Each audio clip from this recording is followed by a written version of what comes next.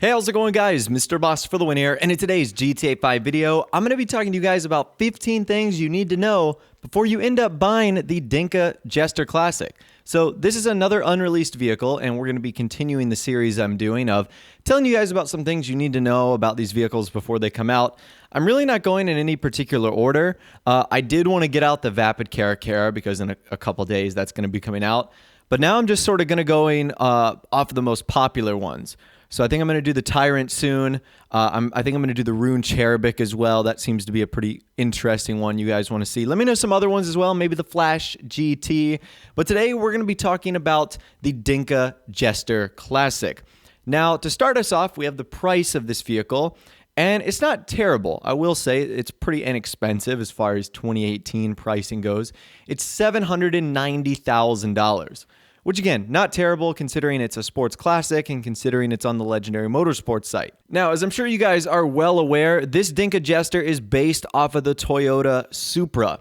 Now, there is a version in the GTA series of the Dinka Jester that is based off of the NSX, but this one is based off of the Toyota Supra. Like I said, I'm sure you guys know this is one of the most fan-requested cars of all time. All right, so let's dive into some of the weird things you might not know about this vehicle. Starting off, one of the front bumper options actually revealed something to me that I thought was really weird.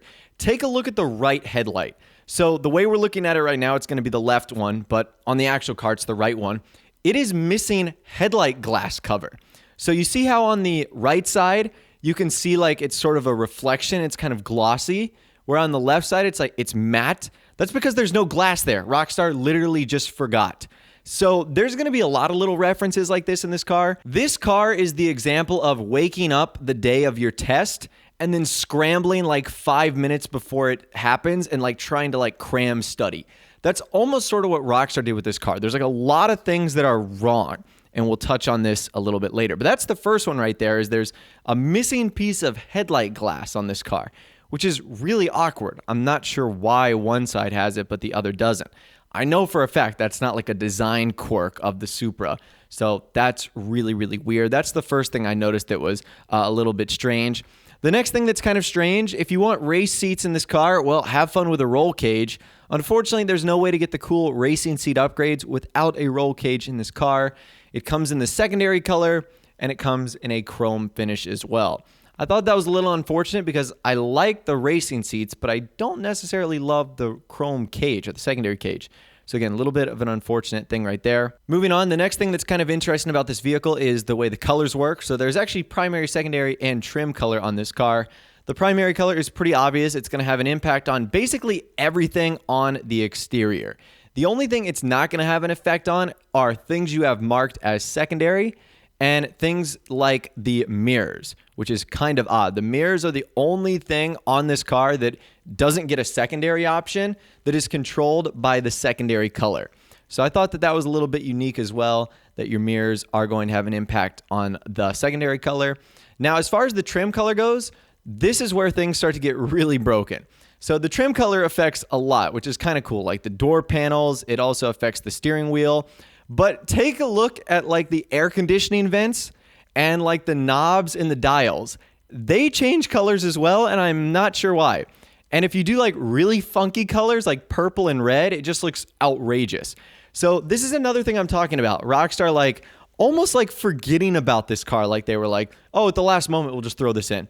And so there's a lot of mistakes, and this is one of them right here where you can literally see like the colors being changed, which I thought is kind of interesting. Now, something else the secondary color does is it will change the stitching on the inside of the car. So this actually works, but if you wanted to change the secondary color, it'll actually have an impact on the stitching you see on the seats and on the steering wheel too. So at least that's a nice little feature right there.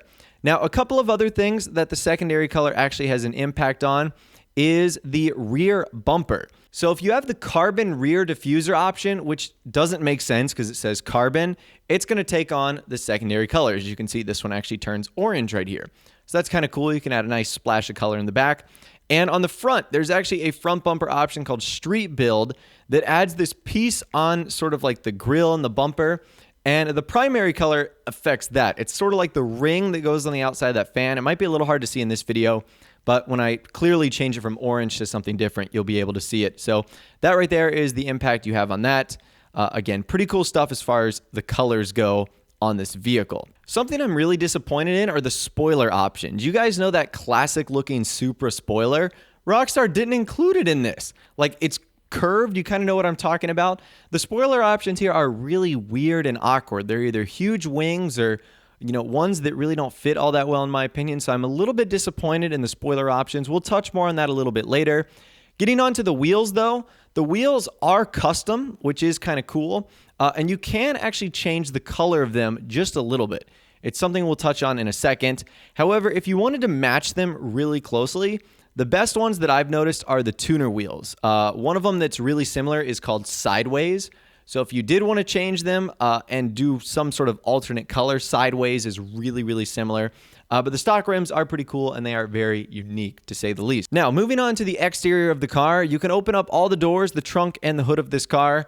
I will say I'm a little bit disappointed with the engine too. It's the same one that can be found in the LG Retro Custom. So it's sort of a reused model. It's not anything new. And on the trunk, one of the lights actually doesn't follow the trunk. It just floats in midair. I don't know if you guys can see that. Again, it's one of those, another design overlooks by Rockstar on this car that is really unfortunate, in my opinion. So instead of that light like going with the trunk, which is empty, by the way, there's nothing in the back, it stays floating in midair, which is kind of awkward. Now, getting back to those custom rims. Now, you will be able to change them with the iFruit app when this comes to online, but they don't take on like the full color. They kind of stay like this muted black with sort of highlights of that color. So even if you change it to something crazy like bright blue, it's still going to have lots of dark blacks in there. So that's why I'm saying you might end up want to go with one of the tuner rims here if you're looking for a completely different color. But if you do want to change it via the iFruit app, you will get a little bit of a splash of color on there, which is nice. The next thing I like about this car are the headlights. So you get a distinct pair of low beam and high beam lights, which is kind of cool. Your low beams are like these rectangles, and then your high beams are these circles on the outside of each of the rectangle low beam lights. Really cool. Obviously, they work on this car, which is great. And the reason I test stuff like this is because on some vehicles, it doesn't. Like on some of the ones they added in this update, the high beams don't work, which is quite strange. So that's why I test it with every vehicle, just to make sure it works. But it does in this case, which of course is good. Let's talk about the top speed I was able to get to in this car. So I'm just using my trainer's speedometer here. And we were actually able to get this up to 120 miles per hour, 119, which is actually rather quick. So this car is a pretty nice top speed. And that leads me into another category I want to talk about. Things I think Rockstar did wrong with this vehicle. And let's start with that. I feel like they put this in the wrong category. The Dinka Jester Classic, yes, it has classic in its name, but why is it a sports classic vehicle? This is clearly a sports car. I feel like it does not belong in the sports classic. I would put it on like the same level as the LG Retro Custom, and that's a sports car. So I'm not sure why this one is a sports classic. To me, that just doesn't make a whole lot of sense. Number two, let's talk about customization. There's some weird customization on this car. Like the spoilers are really awkward. The exhaust options, even though you can change them, you can't move the position or anything like that. So there's not a whole lot of upgrades there. The hood options are really awkward too. The fact that you have to keep it roll cage if you want the race seats, those are weird. But by far the biggest goof customization-wise is the fact that there is no liveries. Like, are you kidding me, Rockstar? The one vehicle that doesn't have liveries is the freaking Toyota Supra. You know, everyone's dream car from Fast and Furious. So I don't understand why. That's what I'm saying. Like, I feel like they added this car literally at the buzzer, like at the last possible second. They were like, wait a minute, we got to get the Toyota Supra in there. And that's what they tried to do. And like, they totally messed up a bunch of stuff because that is a huge goof. In my opinion, the fact that there are no livery options for this vehicle. Now, there's a couple of other things as well. This is just my personal quirks that I don't really love about the vehicle. The next is the manufacturer. I don't think it should be Dinka. Dinka in real life is Honda. Toyota in this game is Karen. At a minimum, it should have been either Karen or Emperor. Emperor is quote-unquote Lexus, but that's pretty much the same brand right there, Toyota, Lexus. So either one would have worked. But it should be the Karen Jester, not the Dinka Jester. I get the brand name that they've used for the other one, but if we wanted to be exact and specific, it should have been Karen rather than Dinka. Now, to me, what's kind of disappointing is the one we had in San Andreas even had liveries, which is even more of a bummer, in my opinion.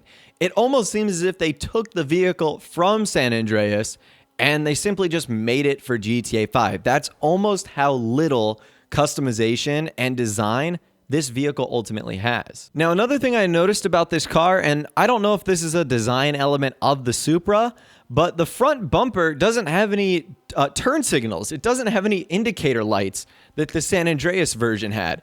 So I'm not sure how you're supposed to signal to other people, even though we don't have turn signals in the game, that you want to go left or right. To me, that just seems like a design overlook once again. I feel like the only redeemable thing Rockstar could do for this vehicle is one update down the road. They make this like a Benny's version. And that's when they would add like liveries and they would add all the proper things that I know a ton of other Supra fans would want to see in the game. So even though this car, in my opinion, has a lot of design flaws, a lot of things that I would have wanted to add to the car, a lot of things I would have done differently, at the end of the day, it's still a Toyota Supra. It's still people's fan favorites, one of the most highly requested cars of all time. And this thing is really quick. It's probably going to be like one of the best sports classic vehicles, even with like all these bogus handling flags that Rockstar have in the game. So that right there is 15 things you need to know before you end up purchasing the Dinka Jester Classic in GTA Online. Again, when I'm making this video, it's going to be a couple weeks before this vehicle comes out, but everything here is something that will still be on the car when it releases. Like the things that I pointed out, Rockstar can't like fix those without a new DLC. So you're going to see them on this vehicle at least for the time being. But anyways, that's all the information I've got for you guys in this video today. Hopefully you did enjoy. Let me know what your opinion is on the Dinka Jester Classic. I'd love to hear from you guys in the comments down below. If you did go on to enjoy this video though, a like rating would of course be awesome. And also subscribe to my YouTube channel if you are new. We like daily GTA 5 videos like this. Without the way guys, like I said, thanks so much for watching. Take care, and I'll see you guys in the next video.